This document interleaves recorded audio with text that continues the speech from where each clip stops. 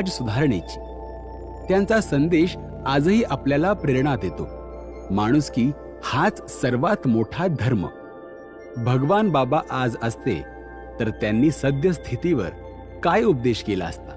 मी तुम्हाला सांगितले, एखादा एकर शेतीचा विका, पण मुलांना शिकवा. तुम्ही माझं ऐकलं आणि आपापल्या मुलांना शिकवलं. त्यामुळे आज समाजात हजारो पोलीस आहेत, जवान आहेत, हजारो शिक्षक आहेत, हजारोंच्या संख्येने प्राध्यापक, वकील, डॉक्टर, इंजिनियर आहेत. छाती अभिमानाने फुगून येते जेव्हा कळतं की एखाद्या खेडेगावातील मुलगा किंवा मुलगी IAS, IPS, IRS झाला. आज शेकडोंच्या संख्येने अनेक उच्चपद अधिकारी आहेत. अभिमान आहे मला तुमच्या यशाचा व कर्तृत्वाचा. तुमच्याकडून एकच अपेक्षा, आपण समाजाचे देणे लागतो हे कधीही विसरू नका. जेव्हा पुण्या मुंबईकडे नजर जाते तेव्हा लक्षात येतं की हजारो युवकांनी कार टॅक्सीचा व्यवसाय उभा केला आहे. ट्रान्सपोर्ट व्यवसायात हजारो युवक मेहनतीने स्थिरावले पाहून मन प्रसन्न होतं. मुलांनो, अशीच मेहनत करत राहा आणि प्रगती साधा. जेव्हा मला कळतं की केज तालुक्यातील सांगवी गावातील तरुणाकडे 500 कंटेनरची मालकी आहे, तेव्हा माझ्या डोळ्यातून आनंदाश्रू वाहायला चालू होतात.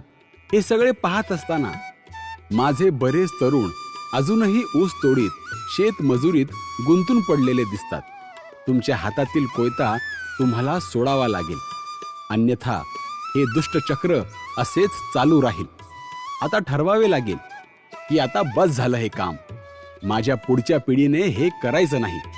आपल्या मुलाबाळांना चांगले शिक्षण देऊन नोकरी, व्यवसाय, उद्योग किंवा आधुनिक शेतीच्या मार्गावर आणावे लागेल. आता ऊस तोडीचा कोयता कायमचा सोडायचा निर्धार करावाच लागेल. नवीन वाट आपोआप दिसायला चालू होतील. बराच समाज खेड्यापाड्यातून, डोंगर दऱ्यातून पुण्या मुंबईकडे पोहोचला आणि शिक्षणाच्या जोरावर नोकरीत, व्यवसायात स्थिरावला. आता इथंच थांबायचं नाही, आता जग पादाक्रांत करायचंय.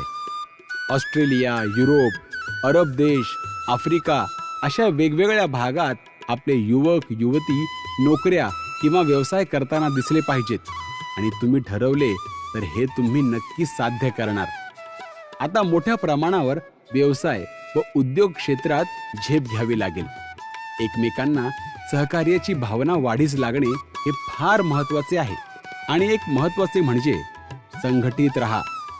गुणवंत विद्यार्थ्यांवर जात पाहून कुठल्या तरी षडयंत्राने अन्याय केला जातो तेव्हा मनाला प्रचंड वेदना होतात.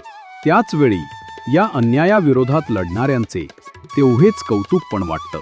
परत सांगतो, अन्याय अत्याचार सहन करायचा नाही. स्वावलंबी बना, पण हेही करताना माणुसकी जपा, अन्यथा शिक्षणाला अर्थ राहणार नाही. प्रत्येक दसऱ्याला मला तुमच्यामध्ये काहीतरी चांगली प्रगती झालेली बघायची आहे आणि त्याचबरोबर एक दिवस समाजासाठी दिलेला मला बघायचा आहे. जय जय विठ्ठल.